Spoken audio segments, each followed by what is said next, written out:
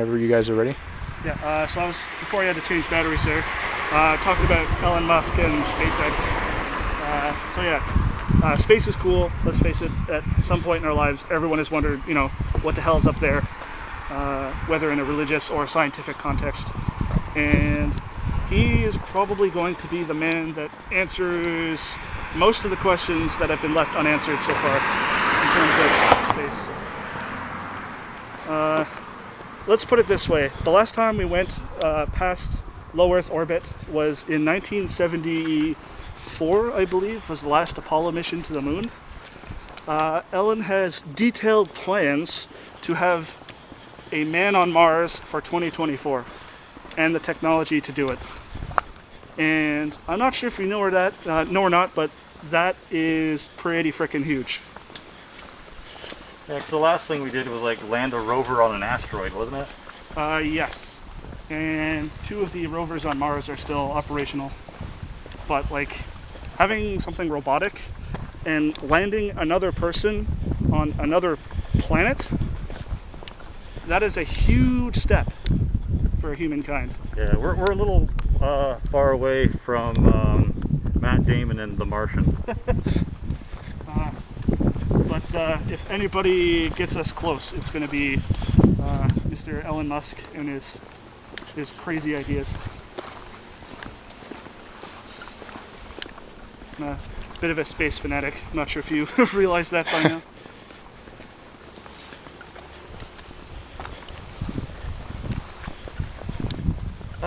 Kind of random, but on the offset scale, outer space, I think things would be cool if, I know this might be controversial, but just my opinion, no one has to agree with me here, but inner space. I don't know if you've ever seen that movie. That's not exactly where I'm going with it, but that's a good movie. I mean, kind of like real life superheroes. I mean, we're what is called real life superheroes, but I mean humans with extraordinary abilities. That would be interesting to see sometime in the future through genetic experimentation, or just further researching the human, the human gene and our biology. Because I haven't really done too much research, but I think it'd be interesting to see how close we are to like X-Men, humans with like just slightly elevated abilities or skips in the evolution scale of things. Perhaps maybe regeneration, like Wolverine, he'll get cut and then he'll heal like within a couple of seconds. Or perhaps maybe telepathy or telekinesis. I think maybe those might be a little more far-fetched, but just kind of like superhuman abilities, like extra strength, where people might be able to kind of have, I don't know, my build, but be able to lift a car over their head. Or extra really dense skin, so that like if you got stabbed, it'd just be like, ow, you poked me, and that'd be about it. Like they wouldn't be like cut or anything. Yeah, and like people have, like important people, I can't remember exact names right now, but it's been theorized that basically within the next couple decades, the average human lifespan will basically have at least doubled. So by, for argument's sake, let's say 2050, living to 150 probably won't be uncommon. Not if we eat a bunch of McDonald's. Which, by the way, I love a good Big Mac meal, not gonna lie. And, I'm Turtle Man, so of course I like pizza. That's gotta cut down on my years for sure. Yeah. All that cheese. Yeah, the human body, though, is an amazing thing. Like, the sort of damage that gets caused by McDonald's and other unhealthy foods is only from repeatedly consuming it without giving your body a break to repair itself from any of the damage caused. Like Super Size Me. Yeah. It's a real scientific phenomenon. Just to show you how powerful the human mind can be. Mind over matter. Yeah. Now, obviously you're not going to freaking levitate tables and pull matrix stuff shenanigans. But like I was saying earlier, you know, believing you can do something, as cliche as that sounds, goes a long way to actually getting done what you want to get done. Yeah, belief in oneself is a very powerful thing. I mean, belief in yourself can do more for you than a lot of external consumed things. Or I don't know if I should say it or not, but for me, I'm an atheist.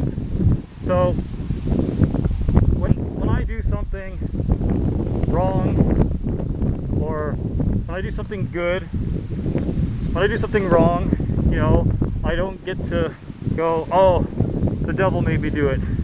Or when I do something good, I don't have a deity to go, oh, praise them for this good deed that I have done. And I don't have any sort of scapegoat that way. So really, anything that I do, positively or negatively, lies on myself. So if I have belief in myself to do something, I don't have to put power in something above me to leave it in their hands to make my life better, you know? Because from where I stand, it's only me that can make my dreams come true. It's only me that is going to make things happen in my life, not by chance, not by some miracle, but my own steam, my own efforts. If I'm lazy that day, or if I just don't feel like doing something that day and I get behind, that's on me. If I get angry and, you know, lash out at someone, or if I, you know, take a substance that's really not good for me, I'm not going to pass the buck and be like, oh, you know, the devil made me do it, or I'm being coerced by the dark side to do these bad things. No, it's on me, and I have to take that in on myself and take responsibility for it. The point, I guess, is, you know, make sure you're doing things for the right reasons. That's not even necessarily just about religious reasons either. You know, don't help out your friend because he's your friend. Help him out because that's the right thing to do. Just to kind of get a roundabout way to that point. Yeah, I mean, but on the opposite hand too, like, I'm not going to condemn anyone for their beliefs. Like, if anyone watching right now, if you're Christian, or if you're Hindu, or if you're Buddhist, or Taoist, etc., if these beliefs make you happier, if these beliefs give you purpose, if these beliefs make you a better person, then by all means, I want you to keep believing, because it doesn't matter what you believe. Really, it matters more about your actions. I guess what I'm trying to say is, it doesn't matter what inspires you to do good, as long as you do good. So you're good in my books, no matter what you believe. Everyone's got freedom of speech. Everyone's got freedom of religion. The Katalysts and the JCO strongly support freedom of religion, freedom of beliefs. I'm just kind of speaking for myself and my beliefs, so that people can get a better understanding of why I do what I do.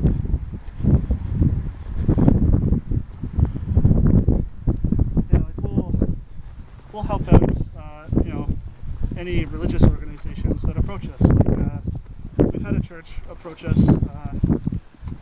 and talk to us. You know, it doesn't matter if you're Muslim, Taoist, Buddhist, so on and so forth. If you're in need of help, and we see you in need of help, we're going to help you, right? Oh yeah. So we in the Katalysts and the JCO are very anti-discrimination, very anti-prejudiced, because once again, that's a very apathetic way for a human to be.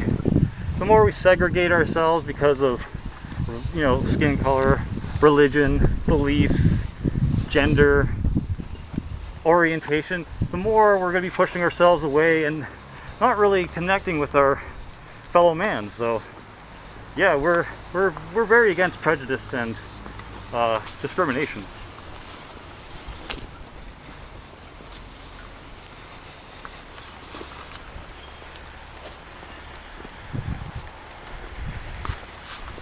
For example, actually, we've had LGBT members on our group. We've had a senior lady who is very, very deep into Christianity, and all of them have helped us out equally, and there's a big kind of open arms attitude when it comes to the group. We welcome all walks of life, as long as you're willing to help the community and do good. And if you watched the last video, you'll know that we're always recruiting. We're always looking for new members to help out and be a positive force in their city. And on that note, we actually have a new website that just went up as of a couple days ago. Yep, thanks to our nameless crusader here. It's jco.webs.com, and that's our most up-to-date source of information about us, what we're out here to do, as well as ways to get into contact with us, and also a good avenue if you want to help out with the cause in some shape or form.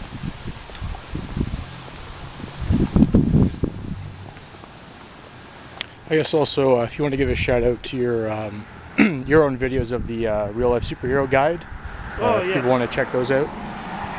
So I've started making a series of videos on YouTube called the RLSH, which stands for Real Life Superhero Beginner Series, and it's designed to help anybody crazy enough to get interested in this sort of thing. Just kind of a good starting point to learn a bit about, what goes into being an RLSH, gear, so on and so forth. So if you are interested, just there's links on the website, jco.webs.com, or you can look me up on YouTube. It's literally Nameless Crusader. Should be easy to find. And that should serve as a useful starting point to get into this sort of thing. And you don't even have to wear a crazy costume and look outlandish like I do. You could just be in normal civilian gear if you want to stay low profile. If you have any questions, feel free to message me or Aftershock. Our contact info is on the site. We'd be more than happy to answer questions and help welcome in new members to the fold. Regardless of where you are, if you're, in Manitoba, Quebec, or in the UK, for example, there are some things that are universal.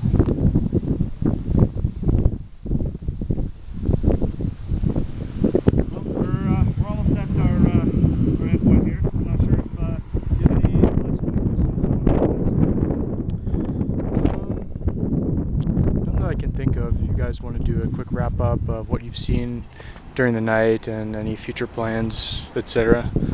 Yeah, so as you can see, it's been relatively dead tonight.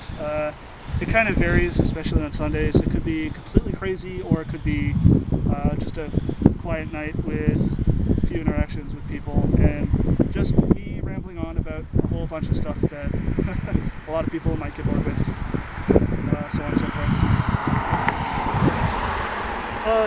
So I mean, if you're interested in doing this and you're worried that you're potentially going to run across a lot of fights or a lot of aggressive interactions, it's not always the case.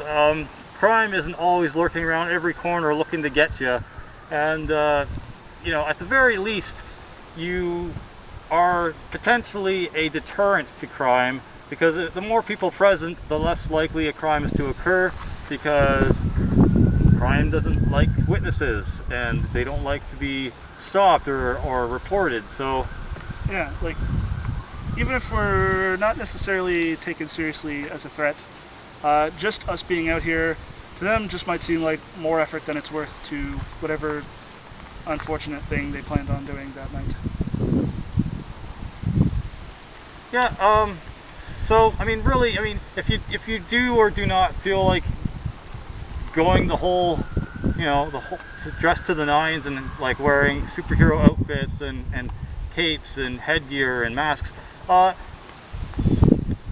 least when you're walking around or you're driving around, if you see something, take the time to say something, because you never know. One day it could be your mother, your daughter, your wife, your sister that's in need of trouble, and the person passing by that doesn't say anything is, you know, it could be you. I mean,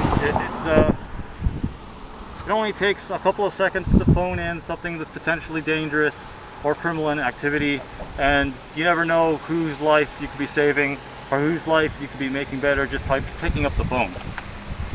Yeah, like the more everyone pays attention and watches out for one another, the less likely anything is to happen in the first place, and the chance that anybody who does perpetrate a crime will get caught.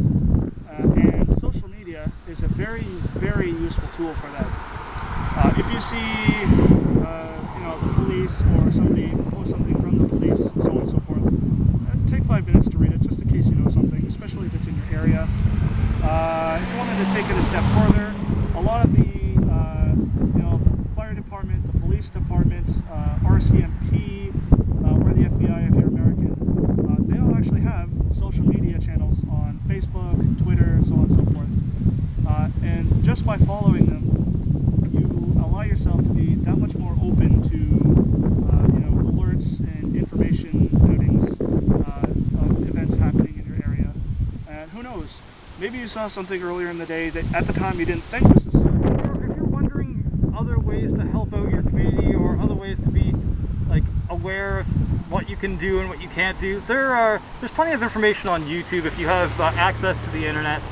There is Neighborhood Watch, like how-to guides and advice on YouTube. You can look up, just type in Neighborhood Watch or Neighborhood Watch activities. There's a few tutorials on how to keep an eye out on your neighborhood, how to better reinforce your home so that it's like a deterrent to criminals, and a bunch of other like really useful tips like that.